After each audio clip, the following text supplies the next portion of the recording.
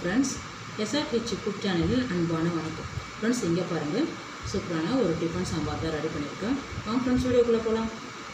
Friends, இங்கே பாருங்கள், பருப்பு இல்லாமல் சூப்பரான ஒரு டிஃபன் சாம்பார் தான் ரெடி பண்ணியிருக்கேன். ரொம்பவே நல்லாயிருக்கும் ஃப்ரெண்ட்ஸ். வாங்க ஃப்ரெண்ட்ஸ், வீடியோக்குள்ளே போகலாம். இங்கே பாருங்கள்,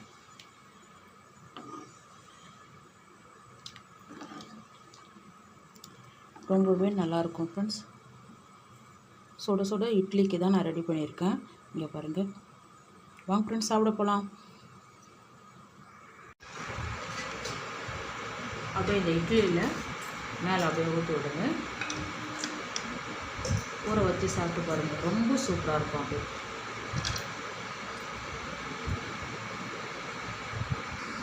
இங்கே பாருங்கள், சூப்பராக இருக்கும் ஃப்ரெண்ட்ஸ். இட்லிக்கு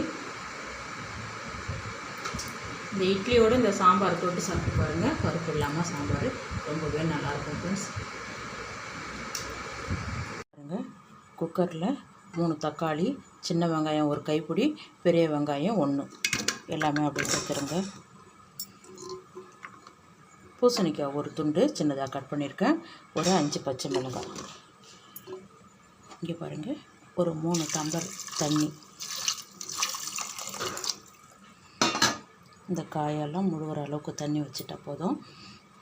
இங்கே பாருங்கள், 1/4 டீஸ்பூன் ஜீரகம், ஒரு 5-6 வெந்தயம், 1/2 டீஸ்பூன் மஞ்சள் பொடி. இங்கே பாருங்கள், நல்லா கலந்து விட்டு குக்கரை மூடி ஒரு 3 விசில் கொடுத்து எடுத்துடலாம் ஃப்ரெண்ட்ஸ். இங்கே பாருங்கள் ஃப்ரெண்ட்ஸ், நல்லா வெந்திருக்கு. தண்ணியை வடிய வச்சுட்டு ஜாரில் சேர்த்து கொரப்பாக அரைச்சிடலாம் ஃப்ரெண்ட்ஸ். ரொம்ப நைஸாக இல்லை.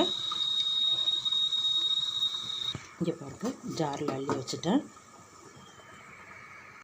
இங்கே பாருங்கள், அப்படியே பல்சு மோடில் 3 சுற்று தான். இங்கே பாருங்கள், இது மாதிரி இருக்கணும்.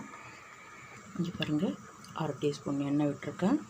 1/4 டீஸ்பூன் கடுகு உளுத்தம்பருப்பு, ஜீரகம் 1/4 டீஸ்பூன், சோம்பு 1/2 டீஸ்பூன்.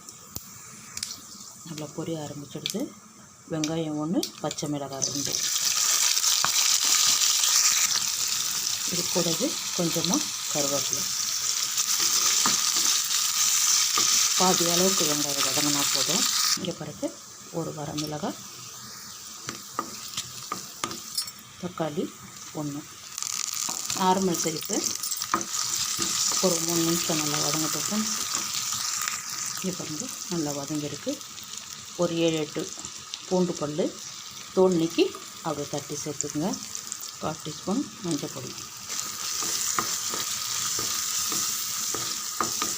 ஒரு 2 நிமிஷம் வதங்கட்டும். இங்கே பாருங்கள், கடலை மாவு ஒரு 4 டீஸ்பூன் எடுத்துருக்கேன்.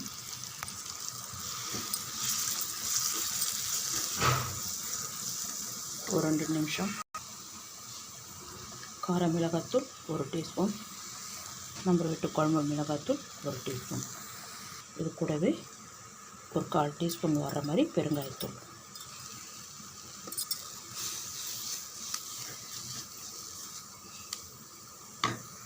இங்கே பாருங்கள், வேக வச்ச தண்ணி இருக்குது. சின்ன வெங்காயத்தை அப்படியே எடுத்துகிட்டு தான் நான் அரைச்சிருக்கேன். நம்ம அதில் அப்படியே சேர்த்துருங்க.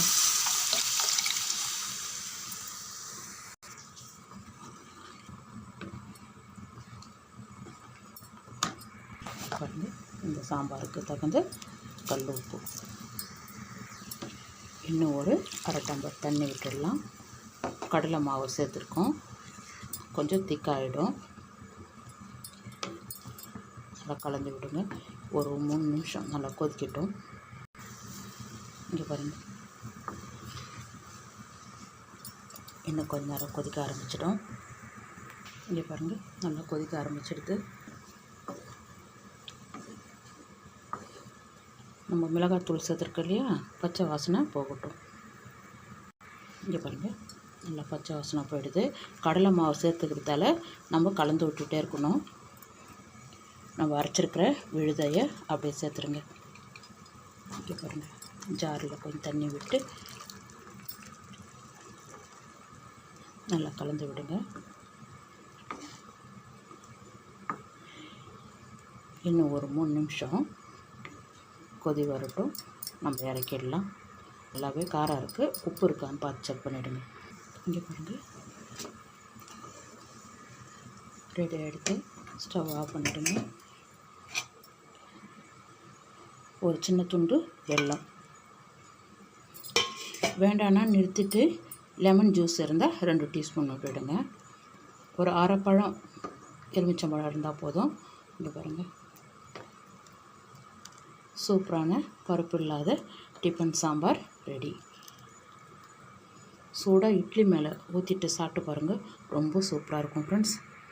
இப்போவே வாசனையாக இருக்குது. நல்லா லைட்டாக கொத்தமல்லி, கருவேப்பிலை, பச்சை கருவேப்பிலை அப்படியே மேலே